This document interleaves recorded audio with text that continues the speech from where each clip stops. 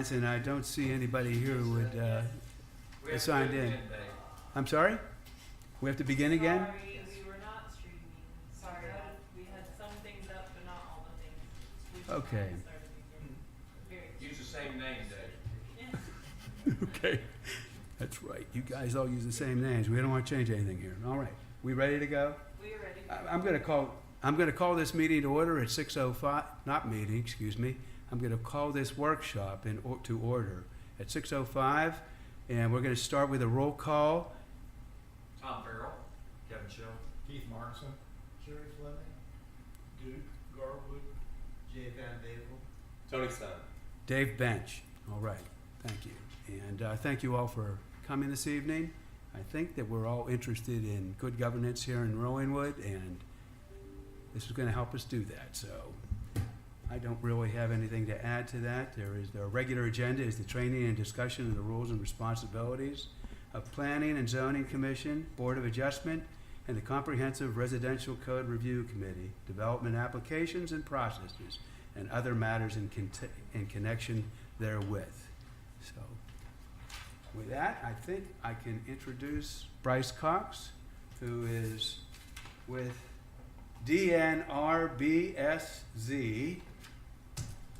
Yes, so thank you, Dave. I'm Bryce Cox, for those of you who have not had the pleasure of meeting me, or rather I have not had the pleasure of meeting you.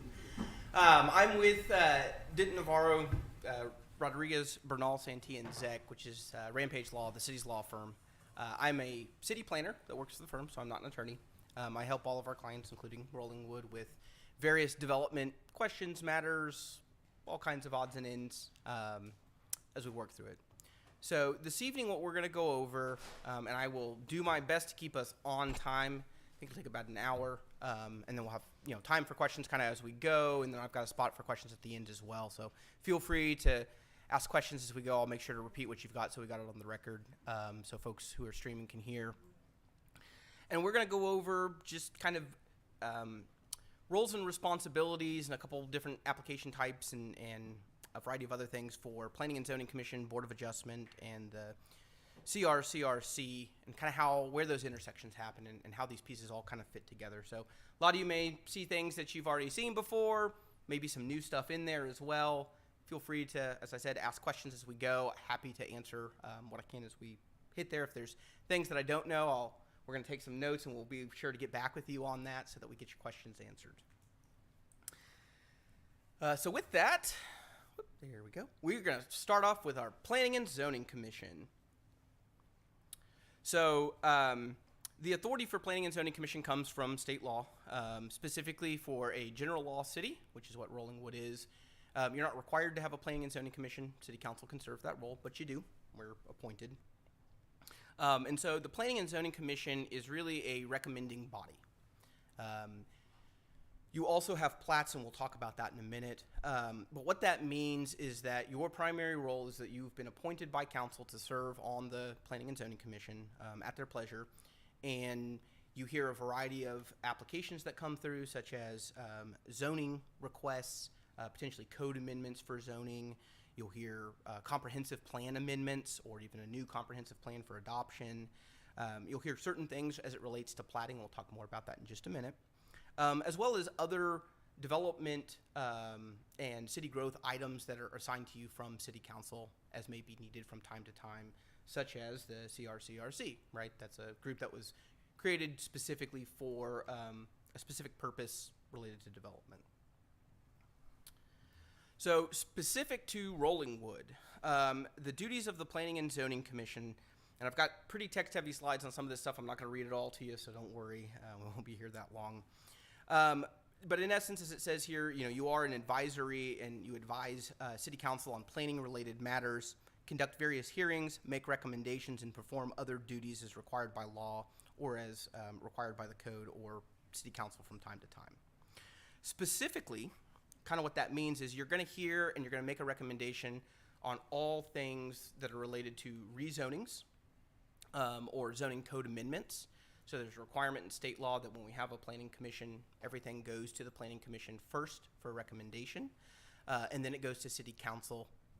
Of course, City Council can choose to heed the recommendation. They can choose to do something different, or a combination of taking it in part and doing something different, because at the end of the day, city council is the deciding body for development and for zoning matters.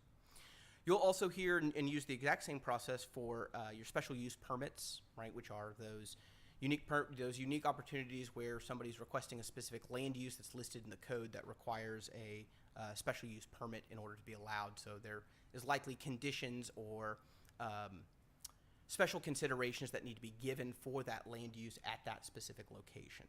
Again, it goes through a two-part process where we do public hearings. We take it to Planning and Zoning Commission for a recommendation, and then ultimately to City Council for action. Can I ask Yes. a question? You said that, the planning and zoning should be considering any zoning matters prior to city council. Can city council decide that they just want to take something on without going through planning and zoning? No. I mean, they can have discussions, sure, but when we actually talk about adoption, so for example, actually rezoning and acting on a rezoning ordinance or amending the code like we did recently for the commercial corridor, it goes to Planning and Zoning Commission first for that recommendation, and then that recommendation is carried to City Council. In fact, City Council can't actually hold their public hearings until Planning and Zoning Commission has provided that recommendation. You'll see it written as a report in state law, but kind of in modern times, the way that we have translated that is providing like either a written recommendation or a verbal recommendation through the minutes that then gets carried and conveyed with the item to City Council. Thank you. Right. So P&Z is an advisory council, but it does have, at least on some of our code that we have, if P&Z votes something for the council to override that, it requires a supermajority. So that gives them a little step up from just simply as an advisory. Yes. So just to make sure we get all that, the item that was mentioned was that in certain instances on zoning cases, that it can take a supermajority of council to override a recommendation of denial on a rezoning case. So state law has provisions that allows a city to adopt those things, and I believe that you'll have that provision as well. So if the Planning and Zoning Commission decides that a rezoning should not occur, it's maybe not consistent with plans or appropriate in that area, they can recommend denial, and it will take a 3/4 vote of City Council to overrule. Same thing with protest, right? So y'all are probably aware of the mailed notice that goes out to properties within 250 feet. We specifically use the 200-foot requirement from state law for determining if there is what we call a legal protest to a rezoning case, meaning that we've received 20% opposition of the area, specifically around a property being rezoned, of the owners of that property. And it's not number of owners, but it's calculated by land area, or 20% of properties being rezoned. So recently, for example, the city initiated rezoning on our commercial properties as we created the new commercial district to rezone the C1 and C2 properties to both be C. If there were enough of those property owners that said, hey, I don't want to be rezoned, and we created that 20%, that would also trigger a supermajority requirement by City Council. Now, that supermajority doesn't apply to P&Z's recommendation, just to City Council's action. The other thing that the Planning and Zoning Commission participates in is plats. And so there's a number of different plat types that are in your code, and some of them go different places. So the plats that will come to P&Z are things like preliminary plats, final plats, and replats, because those are non-administrative approvals. And the way your code is written is it comes to Planning and Zoning Commission for approval first, and once P&Z approves it, then it goes to City Council for approval. So you've got a dual approval process for plats. Now, I don't think we do very many replats or preliminary or final plats anymore because most of the city is already platted. But we do see a number of amending plats and minor plats, which are administratively approved. And P&Z could also take action on those if they are deferred from the city administrator to the Planning and Zoning Commission. Also, you may hear plat variances. The way that your code is written for plat variances is whoever the authoritative body for approving that plat is can also hear that variance. Typically, platting variances are going to come in with the two-part preliminary final plat process. It's very irregular to see them in other plats. Additionally, Planning and Zoning Commission may, on its own motion, start amendments, supplements, changes, or modifications to the city's zoning regulations, boundaries, or classifications. So you do have that ability in the code that P&Z can discuss something and say, hey, we think this needs to change. We'd like to instruct staff to start that change. I will encourage y'all. It's always good for there to be a good understanding and symbiosis between P&Z and City Council so that you don't kind of do things that maybe Council doesn't want to take up yet. Because again, you serve at their pleasure, and unfortunately, I've seen Council or P&Zs get a little big for their britches at times in other cities, and Council not like that, and either remove P&Z entirely or replace members, because again, you do serve at their leisure. So it's always good to kind of take your cue off of them, but you are the kind of development experts, and it's your role to provide advice and recommendations to Council. All right. Comprehensive plans. So we mentioned that as well, and comprehensive plans kind of goes in with that zoning matters piece. The comprehensive plan process is somewhat similar to rezoning or adopting zoning, where we'll go for public hearings. But one of the requisites anytime that a city has a comprehensive plan is that if you have a planning and zoning commission, they must make a recommendation. It's got to be evaluated and make a recommendation on that. And this is out of local government code. There's a whole chapter on it that's only like a page long. It's in chapter 213. Additionally, when it comes to comprehensive plans, which I think you all know what that is that we've got in the city, it outlines our overall vision and growth long term. It gets updated from time to time. We're currently working through that a bit with the CRCRC, as well as more not in the too distant past, the Commercial Corridor Task Force did an update to the comprehensive plan as it relates to the commercial properties in town. And so anytime that we have a comprehensive plan, our zoning choices are bound by that comprehensive plan insofar that they have to be in alignment with the comprehensive plan. And if they're not, then we also run a comprehensive plan amendment with that rezoning or with that code amendment as relevant. So it's just good to know that, those things do go together, but it doesn't mean, oh, council, you're stuck. You have to follow this exactly. They can always choose to change the comprehensive plan, and it's just a function of making sure that those alignments happen.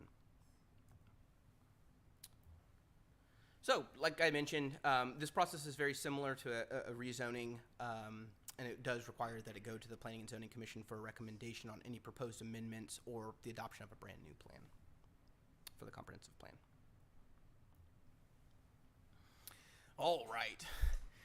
I always want to put like Rollingwood in front of the Comprehensive Residential Code Review Committee so I can be like RC cubed, just... You always got it right. Every time we make like task force or things like that, we always got to have a good name for them. That's the important key. I love those names. Yeah, the CRCRC, and sometimes I put it in too many CRCRCs in there. But right, so it's our Comprehensive Residential Code Committee. This was established by City Council. You've got a great foundational document. Y'all did a really great job, and Council did a really great job in setting that up to really provide guidance about what the committee's purpose is and kind of what their role and duties are. So, as most of you here are on that committee, your role is to provide a community-based forum to ensure that the long-range perspectives reflecting Rollingwood's community values are factored into the long-term vision and implementation priorities governing the residential zoning policies. So I think even some of the work that y'all are doing is beyond some of the zoning things that relates to, other elements of development that are, assigned to kind of our residential areas, and that's kind of all-inclusive in that committee's role. Additionally, specifically, your duties identified include, reviewing and assessing the comprehensive planning advisory strike force survey results, identifying residential zoning and development public option gaps that aren't addressed by that, as well as developing a plan for filling those gaps, and then ultimately, proposing that plan so that we can get that adopted. Analyzing public opinion results to identify issues and needs regarding zoning and development, and combined with issues identified by council members, planning and zoning commission, as well as city staff. Also developing a set of opinions to address zoning and development issues and needs, including pros and cons, the pace, and why it's an issue, and making those recommendations. Providing recommendations regarding priority setting, and then providing interim and then ultimately a kind of final report of your zoning policy recommendations.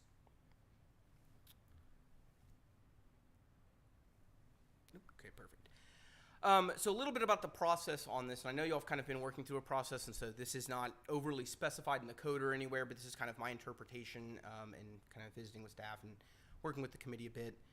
about, just some ideas and thoughts about carrying things forward as you have been with your recommendations and ultimately creating a kind of a final report. So the recommendations from the committee can be, item specific or several items at a time, or it can be a full recommendation in full sections, or, ultimately culminating in a kind of full report of here's all the recommendations that we vetted. And that's great because there's a lot that y'all are taking down. So sometimes it's easier to work to kind of discuss some of that with P&Z and then ultimately with council in more bite-sized chunks than saying, hey, here's everything. We did this comprehensive piece and here's this 50-page report. Now let's go over it in a meeting. That's a lot to consume because I know y'all have been working really hard, especially with a lot of public engagement in the community survey, which let me tell you, as I get to do this as a professional. I do this every day and do community engagement kind of things. It's a lot of work. I definitely commend y'all service for working on this because it can be very onerous and overwhelming for folks who are not familiar and just really enjoy, collating data and figuring out how to ask questions in a way to get usable information back and those kinds of things. It's kind of an art inside of itself. So definitely that's a great thing. The survey that y'all have done has been fantastic. It's recommended that definitely upon completion of your charge of looking at these things that we kind of collate all of those recommendations as we get there. It's kind of a singular document, however the committee chooses to make that look. So that way we're able to carry it holistically, right? Because we're kind of looking at individual elements, and at the very end, as we look at hey, these are great recommendations, these are things we like, these are things that we want to change, staff can then start preparing code amendments based on those recommendations. And we've got that kind of holistic piece to make sure that there's not conflicts that we don't realize as we talk about things individually. And again, that may also roll into some of y'all helping with some code amendments. I don't know how that'll all shake out. I'll kind of look to staff on that later on and what everybody's interest in that level is. But, that's kind of where your recommendations end up going is, hey, here's what we've got. Here's what the community said. Here's the recommendations from the committee. And some amount of those are not going to be consistent with what the current code is, and those codes will need to be updated, whether it's zoning code, maybe subdivision, maybe drainage or environmental items that need to be addressed.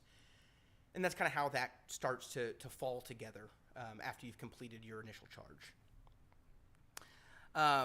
Again, City Council or P&Z with the assistance of staff may request code amendments be brought forward for adoption based on those recommendations, and that's their ability to kind of work through that with City Council being the ultimate decision maker about what they want to see amended from those recommendations.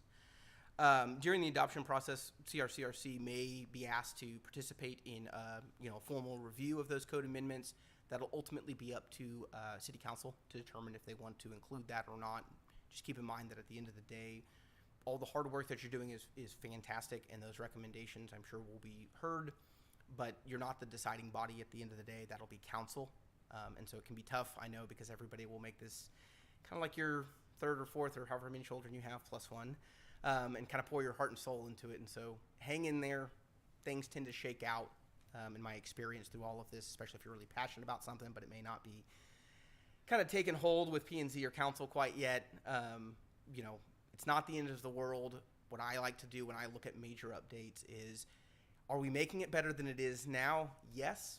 A lot of times it may not get to our own personal opinions, may not go far enough, but if we've left it better than we found it, then we have absolutely succeeded.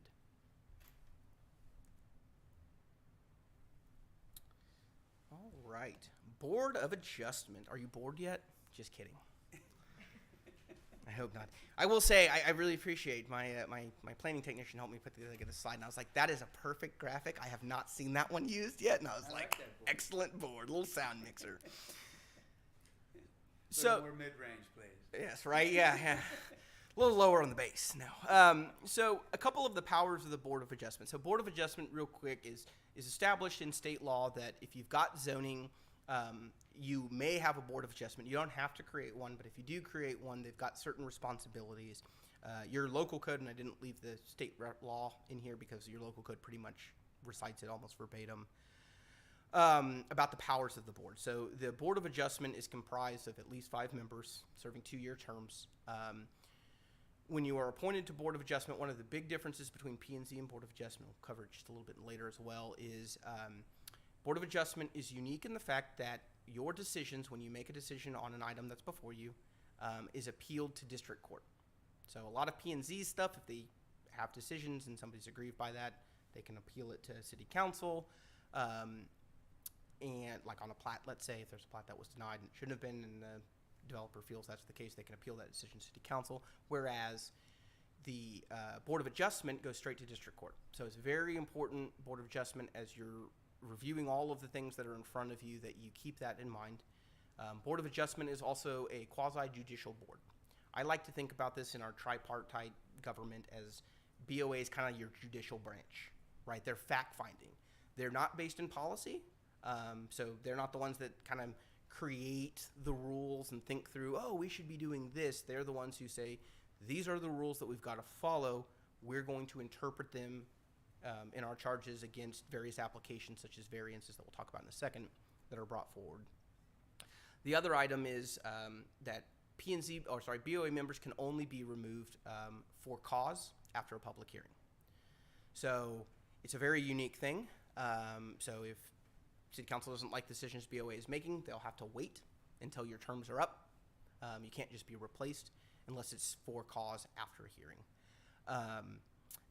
That's a very important item, and that's why you'll see as we talk through this, a lot of the things that go to you are not policy-based, but are interpretation-based. Whereas P&Z, on the other hand, gets to help create policy in that kind of piece. And again, BOA, you're always welcome to attend those public hearings and participate at that level. It's just a slightly different piece. It's also possible that City Council can always appeal a decision of a BOA also by suing the BOA. It's not very common down here. I haven't seen it personally in my career, but I've heard stories around the office of various cities that folks have worked in where a city didn't like the choice that a BOA made, and so they sued the BOA to appeal that decision. And it's just kind of a unique thing of like, we're suing ourselves, and yeah, it unfortunately happens sometimes. Most of the time, BOA is in alignment with council, and we typically know, hey, a couple variances get approved that maybe council doesn't like. The real trigger now is let's fix the code, because that's the problem that needs to be fixed, not BOA making decisions following the rules.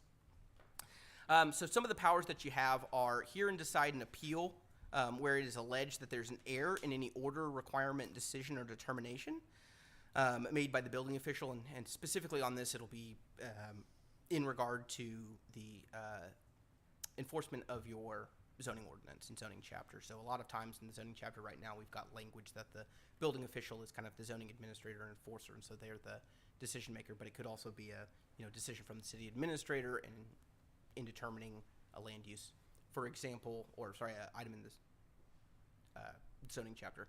For example, when we classify land uses that maybe we don't have a definition for, that's up to the interpretation of city staff to assign and say, hey, this is the description of what you want to do. We think it fits here, or no, we don't think it's that, even though applicant, you do think it's that. The applicant may say, well, I'd like to appeal that decision, and that decision would then go to Board of Adjustment.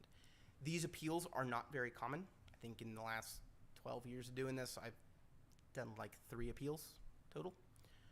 So it's very, very uncommon, but it can happen. And a lot of times it happens if you've got a broken code, but y'all are doing a great job of updating things. So it's pretty clear of what the community is looking for there. You also have the ability to hear and decide on special exceptions, as well as authorize variances to the zoning regulations, and determine in cases of uncertainty the classification of any use not specifically named. And so that'll be an item that would be brought forward to BOA if we have a unique piece like that. Right, would you go over special exceptions? We will. I've got whole slides on that, so we're going to hit that right after variances. So variances, Board of Adjustment members, I know you already know variances really well because we've seen several of those in the last few years. The Board of Adjustment may authorize, and it's on appeal, so typically what we do on variances is somebody needs a variance to a code, they have to apply first, whether it be through a building permit or a site development permit or something like that, where it gets denied by staff. That's how we kind of create that appeal. It's not the appeal that we were just talking about. This is a different kind of appeal.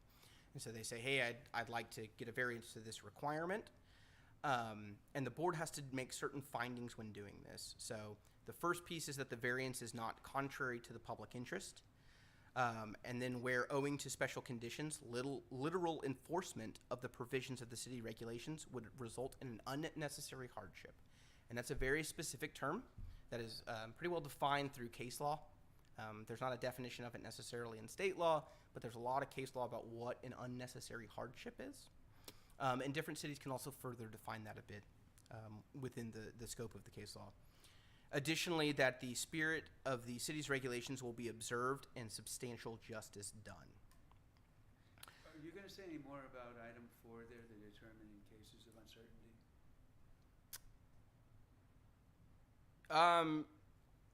You haven't had any of these pop up yet. So your zoning ordinances for land use specifies for each district the uses that are allowed and the uses that are prohibited. Pretty much anything else that's not on there is a prohibited use.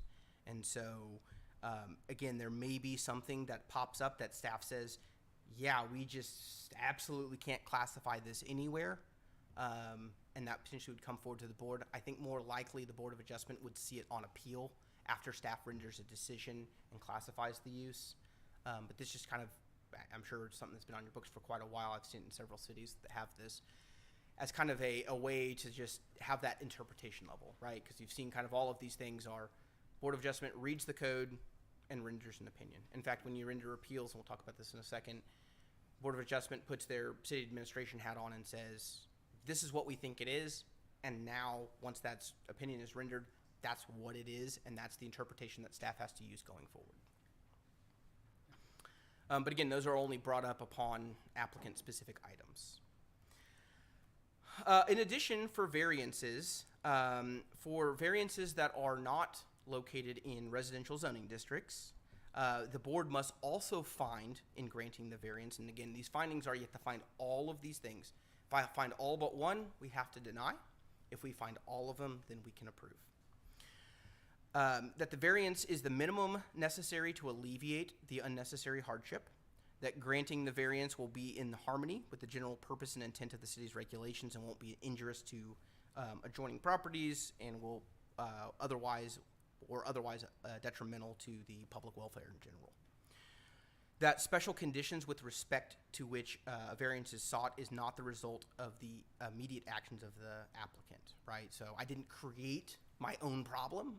It's not, oh, we've got these setbacks and I need a variance to the setback because the house that I want to build is too big for my lot, right? That doesn't work. That's self-created, and that's not the right mechanism. A variance would not be the right mechanism for that. These would be things such as, and you probably don't have this, but my always go-to for the perfect hardship variances. I bought a lot. City says my lot minimum size for my commercial lot's 100 feet wide. The lot that I bought's only 50 feet wide and kind of a bit of a flag lot, tapers out in the back. It's existed this way for the last 100 years. Predates the city, all of that. I can't make my lot bigger, right? I can't force people to sell me more land. So this is an unnecessary hardship because I can't plat, and I need to plat so that I can build on it and develop. And so we kind of run into this kind of, this is an existing condition, predates the rules, it's unique to just that property, and so that variance would absolutely qualify as that, unnecessary hardship because they're otherwise not able to develop the land because it's just an existing item. This would be different than somebody like illegally subdividing their land and trying to request a variance or kind of violating the law first. But there's also various other variance items, and I think we've probably got plenty of examples in the minutes from variances that have been approved or variances that have been denied.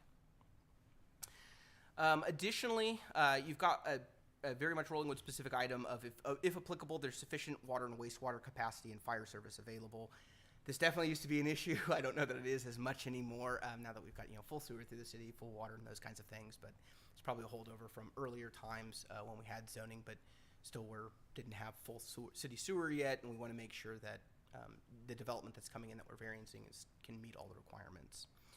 Additionally, that the granting of the variance does not merely serve as a convenience to the applicant, but will actually alleviate a demonstrable unnecessary hardship, which is created by that literal enforcement. So that one kind of plays in again with the not self-created piece, but it could also be just, hey, I don't want to follow that piece of the rule. You should let me do what I want to do. And then on the flip side of that, oops, sorry, I apologize, got behind. Sorry, jump ahead. And again, we've got copies of this that can be made available for y'all after the fact, so you've got it just as reference. For variances, for variances on residential property, there's a couple other items. So the last ones we just talked about were non-residential variances. These will be residential. Again, that a special individual reason makes the literal enforcement of the code result in an unnecessary hardship. Granting of the variance will be in harmony with the general purpose and intent of the city regulations, also not injurious to neighboring properties or the general public welfare. There are special circumstances that apply to the property, such as topography, natural obstructions, aesthetic, or environmental considerations affecting the land involved, that such strict application of the city's regulations would impose unnecessary hardship, which is created by that literal enforcement. That aesthetic piece, that's kind of a funny thing. It is. It's not overly common to see it in there. It may be also a carryover just a little bit from several years ago when we were able to regulate building materials on structures. Right. That's something that the city can't do anymore. And so a lot of cities used to have like masonry requirements, or especially for commercial buildings, or specific amounts of windows and glazing, windows and doors, fenestration on buildings. We do have some aesthetics as far as roof treatments that we still do regulate in the city. So we've got pitch roof requirements and some other things on commercial buildings, especially, that are currently in the code.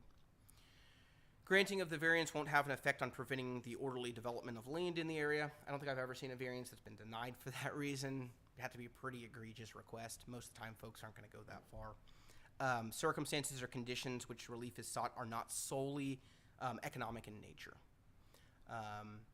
And so it can't just be completely for hardship or financial hardship and saying, oh, well, that just costs too much to comply. There are some additional requirements that could be applied to existing structures as it relates to financial costs, but for the most part, I don't have examples of those because they're very unique conditions where I've got an existing structure that's trying to do something that then breaks a code that needs a variance, and it's not very common that I've seen one, and I don't know that I've seen very many since that law changed a couple years ago that added those provisions in that makes sense in the context of Rolling Wood. And then additionally, if applicable, again, there's sufficient water and wastewater capacity. And here are this is what I was talking about. There are a couple of additional items that can be considered as it relates to existing structures and requesting variances. So again, that the cost of compliance with the requirement is greater than 50% of the appraised value of the structure as shown on the most recent appraisal. Haven't seen one go through on this quite yet. Maybe it has to do with, in order to do this, if you didn't have very good non-conforming provisions, which all have, good non-conforming provisions that allow existing structures that just are existing to continue to be that way. If you had something where maybe that wasn't allowed, and in order to expand on my building, I have to now move the entire building. Well, that's a very, very expensive ordeal. It's probably worth more than half the cost. And so that would be a reason for granting that hardship. And again, these specific reasons that are listed up here are for helping you find that unnecessary hardship as it relates to existing structures. Compliance with the code would result to a loss on the lot which the structure is located of at least 25% of the area that development could physically occur. Compliance would result in the structure not being in compliance with a requirement of a municipal ordinance, building code, or other requirement. Compliance would result in the unreasonable encroachment on an adjacent property or easement. And then lastly, the municipality considers the structure to be non-conforming. So there are some abilities in here. And we don't need to spend too much on this because I don't know that we'll necessarily see one here. And if we do, it'll definitely get briefed for BOA as we get there because these are very unique circumstances. All right, now, special exceptions. So, a special exception is different than a variance. So as we remember at the very beginning, BOA can grant variances, but they can also grant special exceptions. Variances are pretty well laid out in state law as well as case law. Special exceptions are 100% unique to each community. You're not required to have special exceptions. In fact, a lot of communities do not.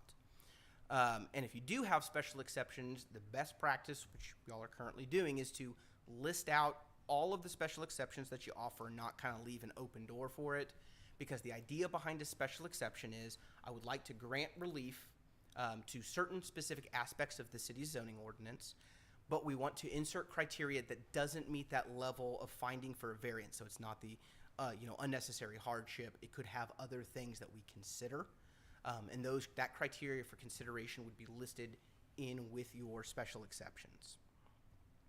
Mark, you're saying we don't have to have special exceptions? You're not required to. There's no state law requirement, but the city has adopted special exceptions. You have a section on special exceptions.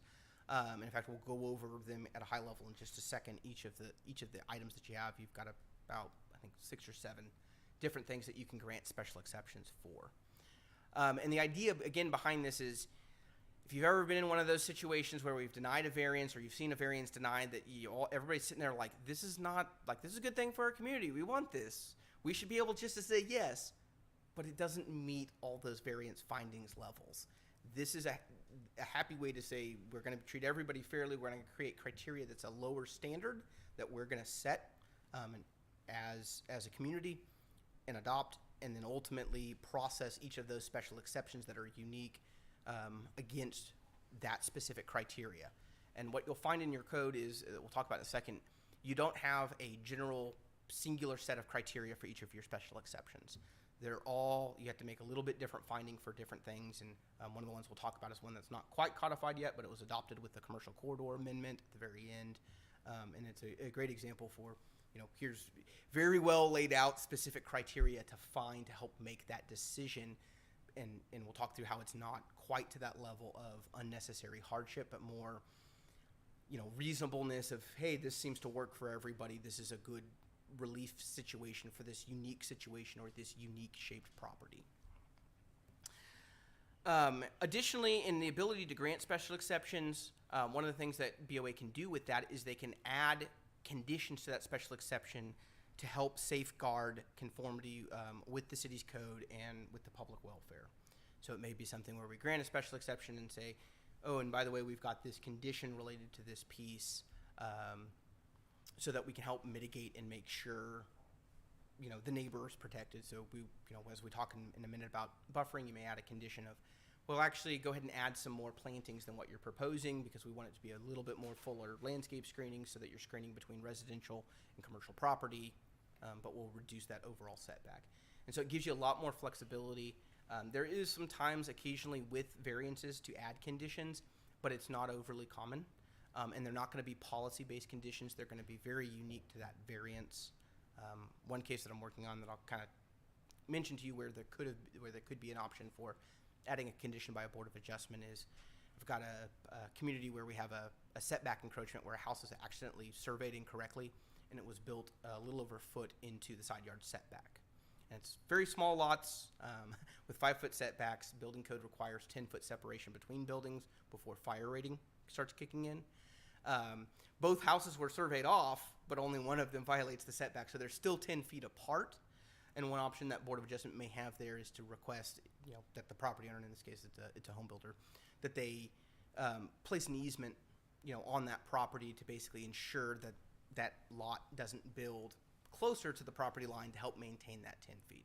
Reality to that situation, though, is probably not needed, because the cost to add just like a little over a foot to your house is just not economical. We had that. So, yeah, so you can get those kinds of things. So it's those kinds of conditions as opposed to, yeah, but we also want to see this that may be a more policy-based piece. So they're very, very unique when you look at those.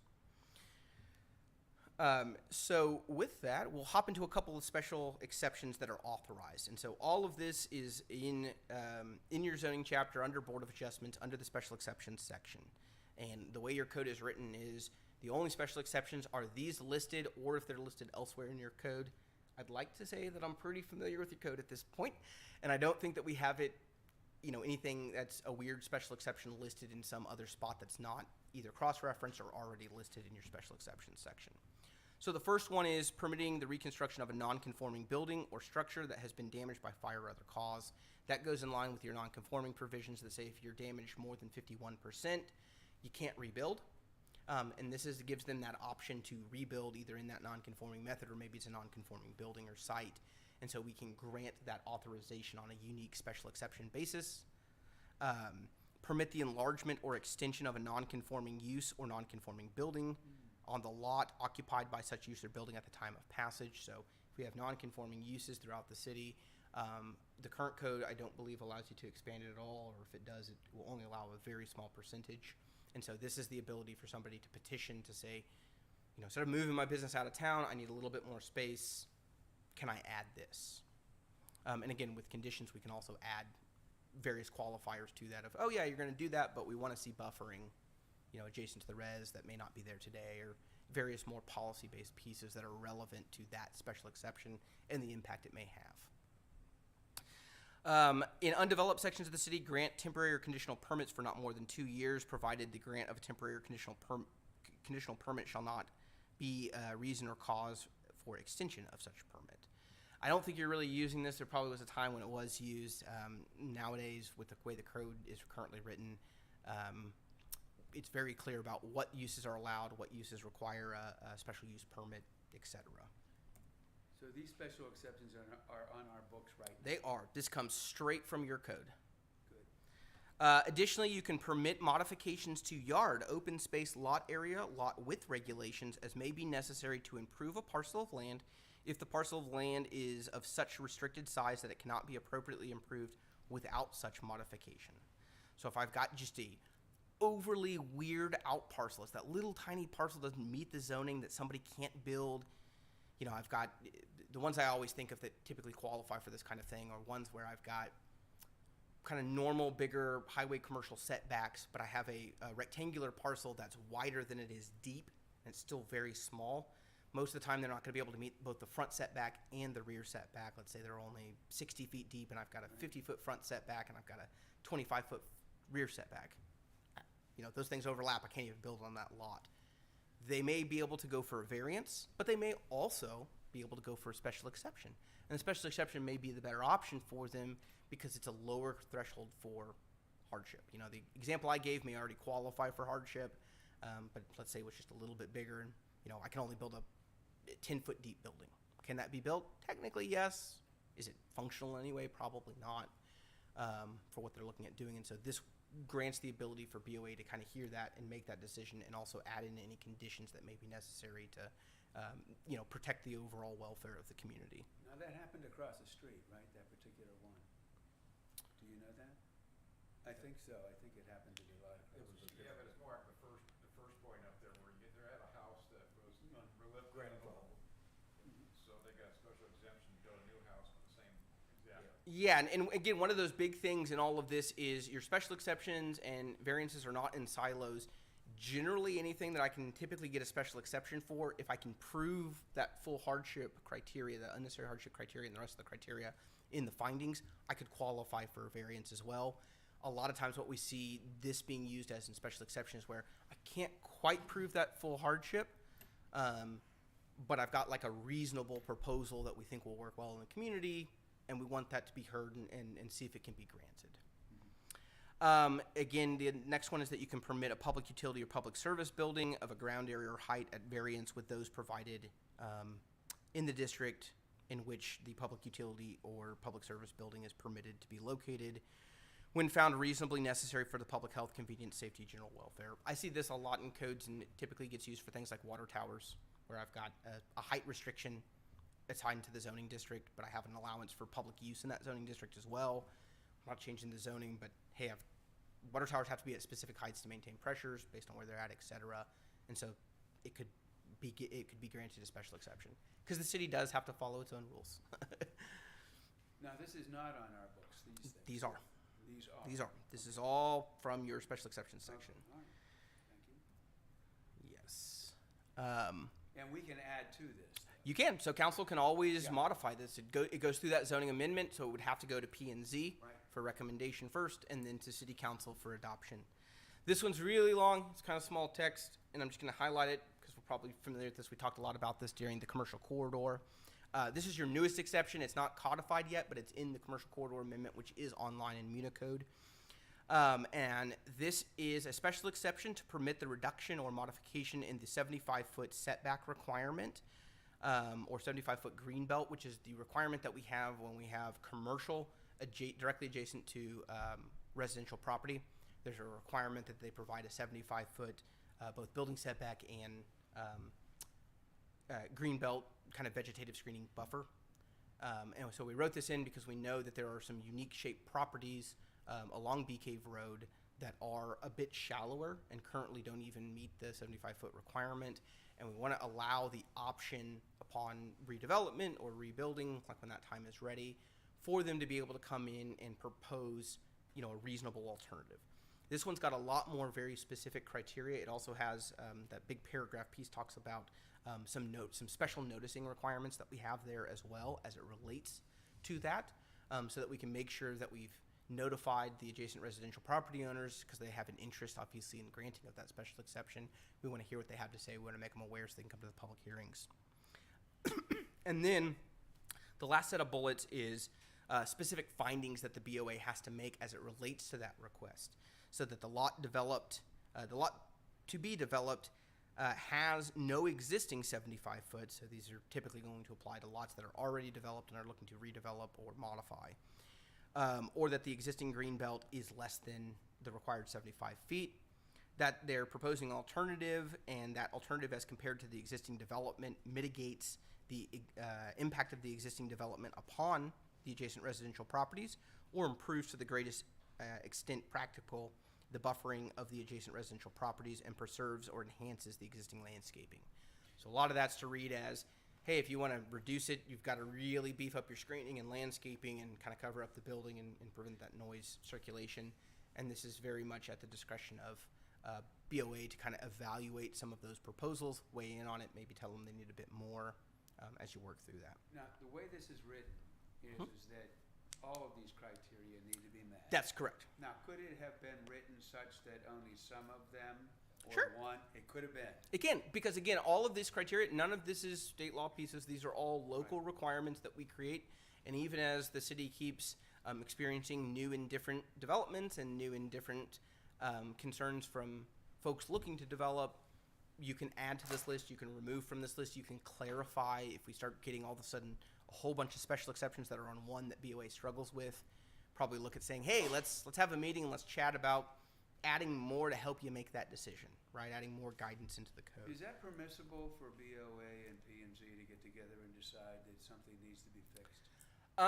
Not typically. So the way that I use Board of Adjustment to fix things is we use it as kind of a trigger or an early warning. If we've got a lot of the same type of variances coming through in close succession, that's normally, and if they're getting granted especially, that's normally a trigger to say, hey, let's look at that section of our code. One of the communities I used to work in, we had a lot of sign variances coming forward because they process sign variances as zoning variances because of how they adopted things. And it had to relate to large format industrial buildings because the code just didn't regulate that very well, and it was abnormally small for the size of the buildings they were getting. They were getting, 1/4 to 500,000 square foot tilt wall buildings, and I've got requirements that say you can have a maximum of like 150 square foot wall sign, which looks like a little tiny blurb up against that huge wall face. And so they just need bigger signage. It wasn't unrealistic or unreasonable, it just didn't fit. And so they were able to prove up some hardships on that, and those got granted, and that was our trigger to say, hey, staff, we need to look at this because we got to fix our code because we're not doing what we need to do. Now, if there's a bunch of the same variances and they're getting denied, that may also be something to look at. Why are folks asking for that variance? Is it unique? Is it the same person, same problem? And that's kind of how we use BOA to start that policy piece. P&C can absolutely, review meeting minutes and be aware of variances that are going through.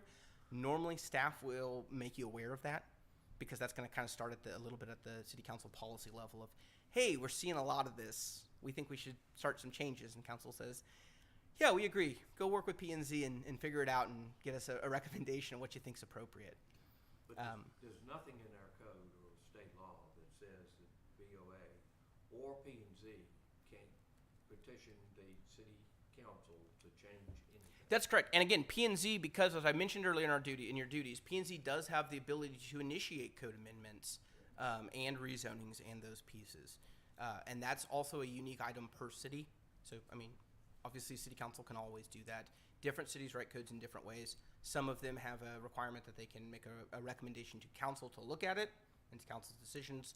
Other ones like y'all actually go ahead and allow that to start there. Some codes even allow it to start at the city administrator level So if to the- generate those. if Board of Adjustment didn't feel like justice was done, even though it did not meet the criteria for variance, they could say, city council, you need to make a special exception for X. Yeah, Y, and the best way I would say to do that is to show up to the city council meeting and speak during hearing of residents, right, and give them that update or visit with staff about it. And again, you've got phenomenal city staff. Let me tell you, use them. They're here to help you.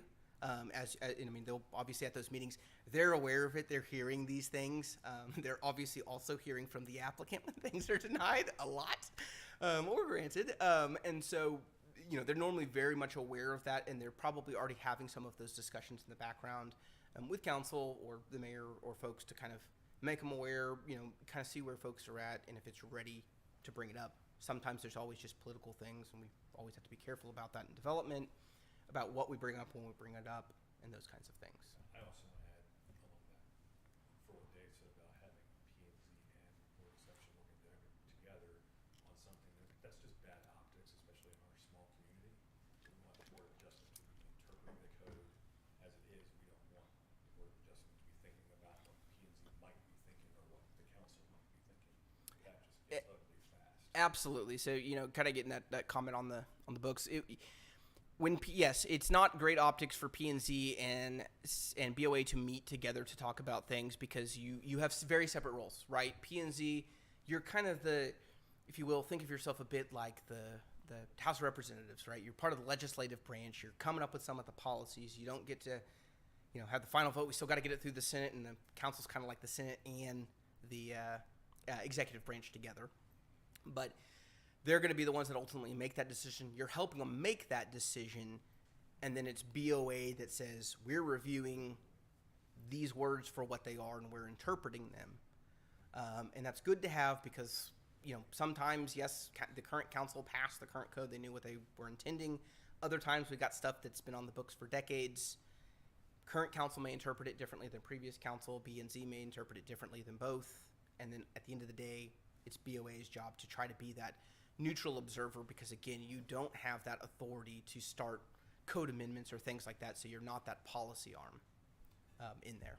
So generally your recommendations are going to be, hey, we've got a lot of these variances. Council, we probably should look at something. Why don't you get P&Z started on that? So, and again, the last kind of two here, just it enhances, the proposed alternative enhances the overall site compared to existing development, adjacent properties, and then lastly, the alternative, if granted, will not be detrimental on the impact to adjacent properties. So it does help you at least when we make that decision. So if we have somebody come in and say, here's my plan, I think it works, and staff will obviously vet it with them first. BOA then can have specific guidelines so you're not kind of flying out in the wind where one person's like, oh, that's plenty of landscaping, and somebody else is like, well, I don't like that much. We've got very specific kind of pieces to help bring alignment amongst BOA to help have that conversation and make that decision. So, quick overview again of this. Variances, very specifically defined as far as the criteria for granting them. And what it does is it's the suspension of the literal enforcement of that requirement. They're also granted generally in a very specific way. So like when we do setback variances, it's not indefinite. I can encroach as far as I want. They're always incredibly specific of you're authorized this variance to encroach 6 inches into this setback. And they're written up that way and ultimately approved that way so that it doesn't get approved as, yeah, we just grant you a variance to the side setback or the front setback, and that could be interpreted later on as something else. Because variances, when they're granted, they run with the land. And they typically are also already associated with another application that is not being approved because what they've requested is not compliant with the city's code. And so they don't necessarily have an expiration to them, but they get tied in. Well, sorry, they do have an expiration if they're not acted on after they're approved, but they get tied in with whatever that subsequent permit is that the variance was needed for. Whereas that special exception, again, allows for a deviation from the code, but it only allows for those deviations specifically identified. So those things that we covered, anything else that you want to do that's not covered in one of those, variance is the relief mechanism, or, I guess showing up at P&Z or city council as a resident or a property owner or developer requesting that the code be looked at and changed, which P&Z and council can choose to do or not do, right? A variance when granted, a variance may be granted where the application of the law or the use present may create a practical difficulty, or that, you know, that very much unnecessary hardship and the literal enforcement of the regulations, you know, may be disregarded a bit. And then special exceptions must specifically set forth in the city's ordinance what can be done. The one special exception that we never want to do is like, you know, and a special exception to anything else in the code, right? That's just this like open-ended variance request, because BOA would just like hate staff on that and everyone, because you'll get bombarded with weird stuff that you're like, I don't even know how to make this decision. I don't want to make these decisions. This is a policy-based piece at that point. And that's why it's really, really specific about what you can and can't get. That variance tool is the thing that we use to say, if you can meet that true hardship level, then yes, you should be granted that variance if you meet all those requirements for whatever it may be. It could be a landscaping issue. It could be a setback issue. It could be a height issue. It could be pretty much anything in your code, with one exception. And I want to mention this, and you do have this in your code. It can't be a land use. So if a use is not authorized in a zoning district, I can't request a variance to allow it. So, great example, our current new commercial zoning district does not allow residential development, right? So I can't say, well, I own this property that's commercially zoned. I'd like to put a house on it. I want a variance for that. That's not even a qualifying variance, so it's not something that can be requested or granted. So use can't, but all of those site development items, they can. Setbacks, commercial impervious cover. Actually, commercial impervious cover can't, sorry. You do have a couple things also in your code that are specifically written as not being able to get a variance for. Impervious cover is one that was updated where impervious cover variances cannot be requested. So it just is what it is. If you get a variance that it runs with the land, if you get a special exception, does it run with the land? Yes, it generally does. Because again, the special exceptions also, just like the variances, are going to be tied almost always to a permit for building or development. And so it's going to be that special exception, you know, the first one that we had was the permitting the rebuilding of a non-conforming structure. So I can allow that use to still be there. Maybe we say, hey, you got to rebuild, and your new building's got to be in conformance because you got plenty of space. But yeah, that's totally terrible that, you know, your business has been here forever, burnt down, or, you know, was otherwise destroyed by an act of God. We feel for you. We don't want you to go, here's how we're going to do it, but we're also not going to let you build a 1970s building again. So you need to bring it into conformance because you got the space to do that, or you need to request that as a separate special exception or as a separate variance. And lastly, again, special exceptions and variances are not mutually exclusive. Almost everything that you've got that's a special exception, in theory, could qualify for a variance if the right conditions exist to prove up to that level of finding. Think about the special exceptions as authorizations where we've said as a community, we want to set just a slightly lower threshold. We still want to be specific. We're not just letting anybody do it. You got to come through the board and make your case. But we're not stuck there as BOA saying, did I find, you know, all, I think 9 of those findings in order to grant it? Because I have to find all of those things on the variance in order to grant it. If I don't find one, I don't get there. So, and I've seen way too many of those come through that throughout my career of folks where the community as a whole and BOA is just like, we hate ourselves. We have to deny this because it doesn't meet. But this is wonderful. Like, this is a great project. Hey, the neighbors next to you are like, I'm all about this. You know, one of the ones I can think about that we actually did a code amendment on afterwards was city had a requirement similar to Rolling Woods where we have a specific buffer between residential and commercial. And that buffer that existed on this property, this commercial property, is a retirement assisted living facility, had a ton of big trees in it. It was very nice. The city's requirement required them to put up a masonry wall and like specific plantings. And the answer was like, well, we don't want to do that because we're going to have to take out trees to put in the wall. Like, we want to leave the trees. We'd rather just make the buffer even bigger and leave the natural piece. And they went and talked to the people who live behind them at that, and they're like, yeah, you're just doing that kind of building. We're totally okay with that. You're not even coming back here. We don't want to see a wall there. We love the trees. And so it really gave the city the ability, after we adopted a new special exception for them, the variance originally was denied because it didn't meet the hardship because it was self-created. And the neighboring community of the residents were very angry that the variance was denied, but BOA kind of had to say, look, this is just the way it is. And so we created a special exception that then they qualified for, went through that process, and were able to receive that special exception. And so we got a win-win. Well, yeah, it doesn't meet the code's words exactly. It met the spirit and intent. And the neighbors were ecstatic about it, and that's what the developer wanted, or the facility wanted as well. And it just created a better project overall. Because again, when we look at our development codes, we do the absolute best that we can to try to think through all of it and capture like that 90-95%, but we can't catch everything. And that's why we've got the variances and special exceptions. All right, real quick, let me hit appeals. So appeals, we talked about it just briefly earlier. This is when folks are aggrieved by a decision that's made by the administrative official on a application decision. Could be a number of things, could just be an interpretation of the code. There are different qualifications depending on what it is. So the first one is if it's just a administrative decision not related to a specific application address or project. It's a person aggrieved by that decision, or any officer, department, board, or bureau of the municipality affected by that decision. Because, again, the city can appeal that decision also.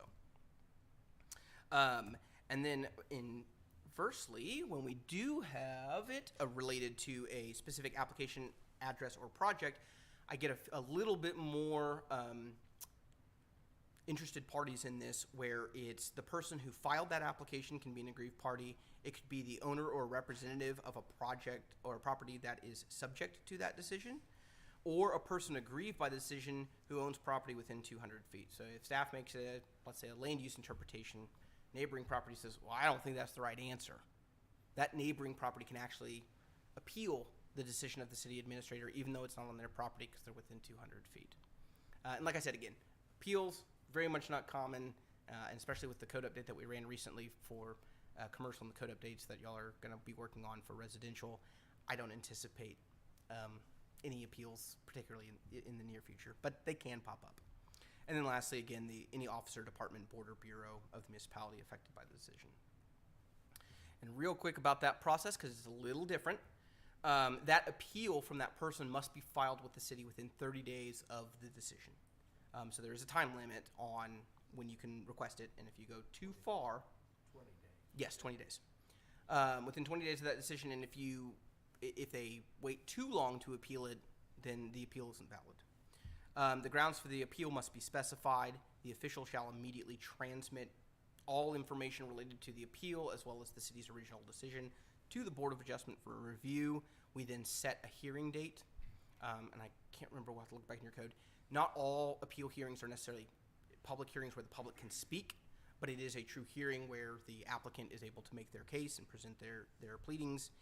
And the appeal itself stays any proceedings or action by the city until the appeal is resolved.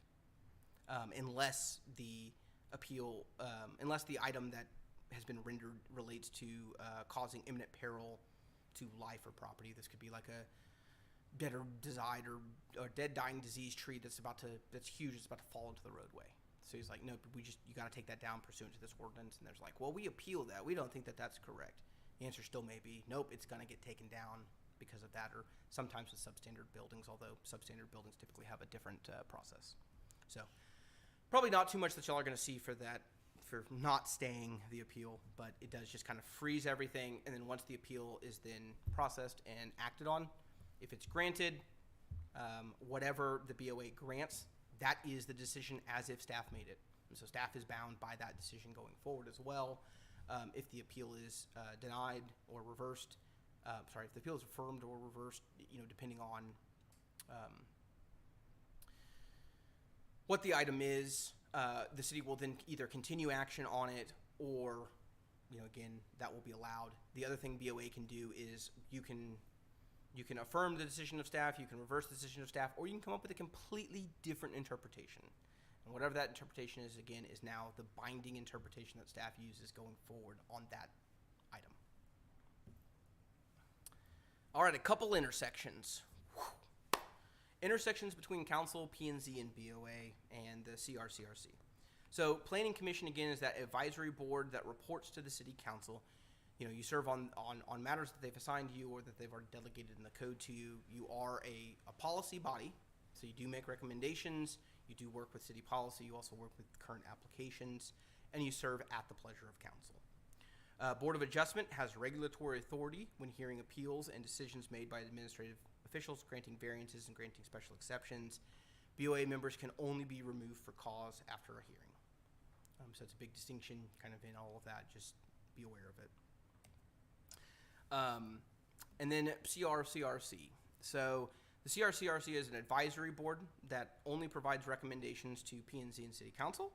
The CRCRC is included, would be included in any code amendment adoption process if requested by council. So again, as y'all get through your various recommendations and ultimately finalize and end up with a full comprehensive set of recommendations, council may request after the code amendments are generated that they come back to CRCRC, and I'm sure there will be discussion about that as the recommendations come through.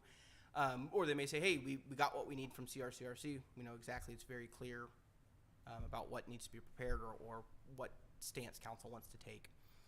Same thing with Planning and Zoning Commission, right? So all of your items, all the CRCRC recommendations will go to P&Z and then ultimately be carried forward to City Council in various formats. And I think y'all have been already covering a lot of that with P&Z and a bit with City Council on various topics, especially some very well-opinionated topics that y'all have been covering as you work through those. Just be aware at the end of the day, you know, both CRCRC and P&Z are just those recommending bodies, and the true decision lies with council.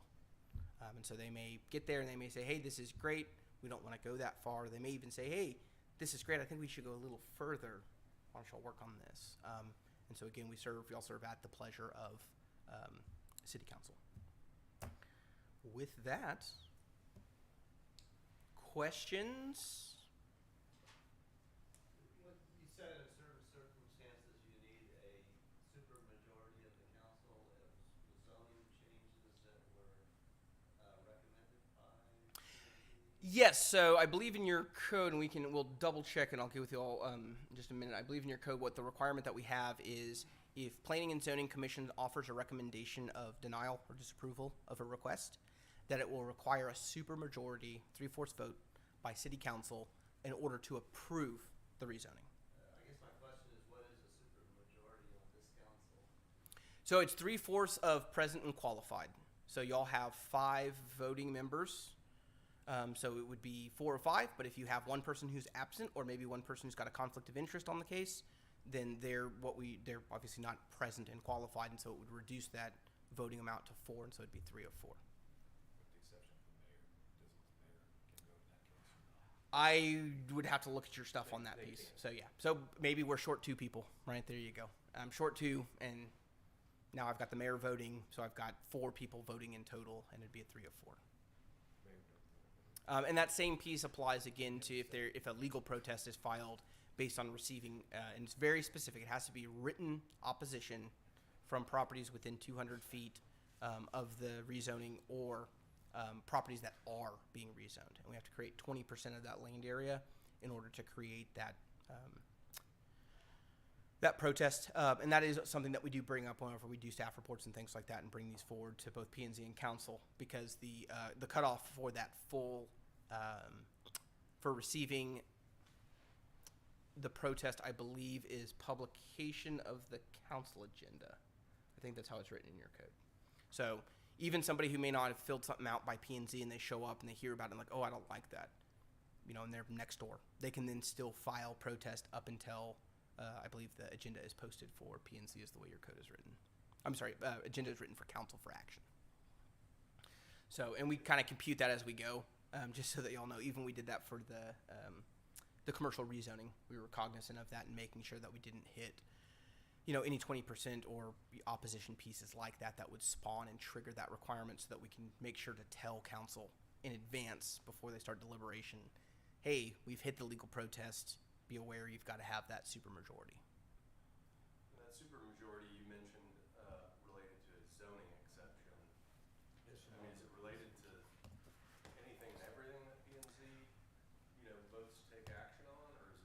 No, it's very specific to zoning. It may also apply to your code amendment. I'm gonna kind of look this up real quick as we go, so that I don't get anything wrong for y'all. So give me half a second. It is a code, right? The purpose of that was to give more authority to P and Z. That's why that was passed.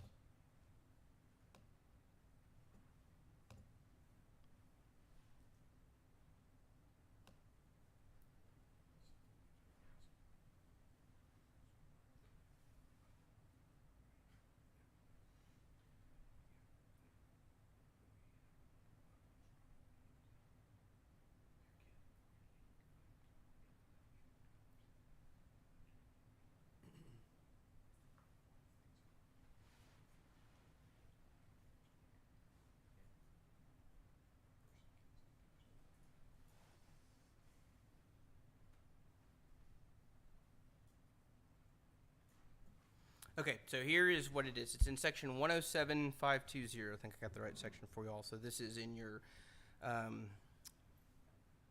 changes in regulation, zoning regulations, or zoning district boundaries. So rezoning or code amendments, zoning text code amendments. In 107520 subsection C says, if the commission, being planning and zoning commission, recommends disapproval of the change in zoning regulations or boundaries requested in the application or petition, or if there is filed with the city written protest against such change signed by 20% or more of either the area of lots or land included in such proposed change, or the lots or land immediately adjoining the same and extended 200 feet therefrom, such changes will not be approved except by favorable vote of at least, it's a higher number, 4/5 of the whole number of members of the council. So it does take 4 or 5 to do there. And that's, again, not to deny it, but just to make an affirmative, for council to approve it. If P&Z recommends denial of something, it requires that 4/5, or if we've got that legal protest that gets filed. So conversely, if P and Z makes a recommendation and approves it to go forward with a particular thing, can city council vote it down? Absolutely. Okay. And they can change whatever the recommendations are. Your council does a great job of definitely hearing P&Z, I feel. I've sat through a lot of cities where P&Z will say something and council's just like, okay, and they'll kind of talk later, like, why do we still have a P&Z, that kind of thing. Okay. Most of the time, I feel like y'all work pretty well with council, work pretty directly. We do joint workshops as needed to kind of make sure everybody's on the same page. But yes, just because P&Z thinks, hey, this is great, council may say, nope, we don't want to do that, or we don't want to go that far, we'll just do these pieces of it. That is completely at their discretion, because at the end of the day, they're that decision maker that has been put in office and elected into office by the public and the residents. Yes. Can I ask you a hypothetical? Sure. Dealing with the variance versus special exception. And I'll make it kind of ridiculous. So, Great. I love them. I love it like that. I've wanted an ordinance that says you can't remove a cedar tree from your setback areas, because I was an allergist in previous days, in my living, but you can't remove a cedar tree from setback areas without Board of Adjustment approval. Would that be done through a special exception or variance? Well, it could be both, right? Because we could create a variance, we could create a special exception that where we have that code provision, right? So let's say we have a code provision that says you can't remove a cedar tree from a setback. I've got that on the books now. If I can prove a hardship, which may be possible. I mean, you may get there like the allergist thing. Hey, I got this physical issue, right? And I have seen those. So, for example, I have seen variances granted as it relates to setbacks for handicap ramps and things like that on houses, where it's affixed to the home, so it's part of the house, but because of the slopes that it's needed in the existing structure, I've got to encroach into the setback. That's a very much unique circumstance there. That is unique to that piece, unique to that person, that could be granted on that condition. So yes, potentially you could qualify for a variance if you can prove all the hardship stuff. The alternative would be that the city could also pass a special exception that says we'll grant a special exception to this section of the code or even tree removal in the setback in general based on these conditions. And do those conditions have to be in the code? Yes. So that's where we want them because there's not another place. And sorry, part of what you've got also in your code, and I didn't translate it all in there is a bit more about special exceptions, like, and maybe I do. Let me go back a couple slides here. Might have had it on the very first slide. There's some very, very just generalized broad provisions that you'll have. I think it's here. Sorry, I can't read it up there. Yes, so prior to granting a special exception, the board shall make a finding that it's empowered under Article 5 to grant the special exception, which is that section of your code. So, yes, it's a qualifying item, qualifying request for a special exception. And then that the public convenience and welfare will not be substantially or permanently injured in the granting of the special exception, and that the granting of the special exception will not adversely affect the public health, convenience, safety, or general welfare. So for a special exception under my hypothetical, you would have to spell out also, it can be removed if you have severe allergies. It could, right? So one of the examples that we gave up there, and I'll flip through this again, some of these don't have a lot to them, like a lot of extra findings. Others, like when we get to our newest one, has a lot, right? So that one's really been thought out of, this is how we want to grant those. We only want to grant them in certain situations, and so we're going to create criteria that kind of encapsulates those situations, because if somebody has got a situation that's, at least for the setback stuff, that's even harder to comply with than what we're showing here, they're probably meeting the variance criteria level and can probably get an actual variance as opposed to special exception. So if we make a recommendation that cedar trees can't be removed without Board of Adjustment giving either a special exception or a variance, you would have to spell out the special exception criteria. I would, just because that's a very unique thing, right? So when we get, the more specific we get in our special exceptions, they're typically more pointed towards specific things, and that's where we normally see more information. So it could be, yes, I have to make that same finding that I'm empowered to do it, so it's something I can even authorize. Public convenience and welfare will not be substantially or permanently injured, and that granting it will not adversely affect the public health, convenience, safety, or general welfare. We still have to make those findings along with these special exceptions for the setback, but I can go ahead and tell you those are probably already met by the way that this is put together, because there's a lot that goes into creating this alternative for the alternative compliance piece for the reducing that greenbelt buffer. That's going to be, you got to give us the most space that you physically can, and then we got to dress it up with plenty of screening, probably more than what's required in the code, to offset, the building being closer to the property line than 75 feet. And so for your example on the tree, if we're going to have something that says, hey, you can't chop down cedar trees in your setback, we probably, if you want to create that special exception, I would say you definitely want to go ahead and add criteria so that it's very well known, hey, we can do it like this. Under these situations, it can be done. If you've got an allergy or someone in your family does, etc., right? Because what we want to avoid is the person wants a special exception just because they're like, I don't like that, I like palm trees, right? And that's where we're trying to avoid use of some of the special exceptions, that preference, but really it's, hey, I need this thing, and I need this relief from the code for a specific reason. Other questions? Good job, Bryce. Perfect. Well, again, if y'all think of anything after the fact, feel free to shoot it over to Ashley or Nikki, and they'll get it over to me, and we'll get you some answers. We want to make sure that everybody, anytime y'all have questions about your roles, your duties, hey, is this okay to do? Is this not okay to do? We want to be here to support and help get those answers corrected so that you feel comfortable and confident in your role, because we absolutely appreciate your service. You're all volunteers. You're volunteering your time to do all of these things. We very much appreciate that, and we want to make sure that we're able to give you the tools you need to be successful to make those decisions. And they are. There's very rarely an easy decision. P&Z, you may get some softy ones every once in a while.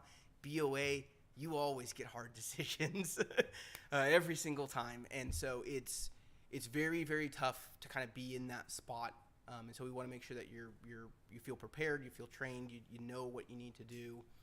And if you ever have any of those questions, you get those out there. Also, again, for both P&Z and BOA, since you'll do take action on things, as you get those agenda packets, if you have questions, I need some clarification here, reach out to staff. They love that. In fact, they love it more when you reach out to them beforehand than when you bring it up in the meeting, because that way they can make sure they're prepared. Even if you still want to bring it up in the meeting because you're like, hey, thanks for that information, but I think we really need to talk about this, or I need to say this. Great. At least we now have something put together so we can have that discussion. It doesn't get brought up and it's like, ooh, we need to go research that. Sorry, we're going to have to put a pin in this conversation and pick it up later. That always, is rough. And as somebody who does a lot of these and helps out a lot with that kind of stuff, I always love getting those conversations up front. Also, just so I can be prepared kind of for how things go, because sometimes crazy stuff pops up, right? And people ask for some crazy things and whatnot, and so it's great to help prepare so that we can make sure that you're able to make decisions in a timely manner, and also so that that applicant can get resolution to whatever their item may be, whether that be a variance, special exception, appeal, rezoning, code amendment, SUP, plat, etc. Will we get digital copies of this? Yes, I believe that Ashley's got my PowerPoint, and I think she's going to be making or just getting it sent out to everybody, or It's in the packet as well. put in the packet. Yeah, So it's in the packet as well. It's in the packet then? It is. All right. So that means that it's available to the public now? Yep. Which is a good thing. Okay, good. absolutely. And again, these things change. So next legislative session, we may be back afterwards saying, oh, by the way, we used to be able to do this, and now the rules have changed. Luckily, at least for the authority pieces, there's not too much craziness that happens there.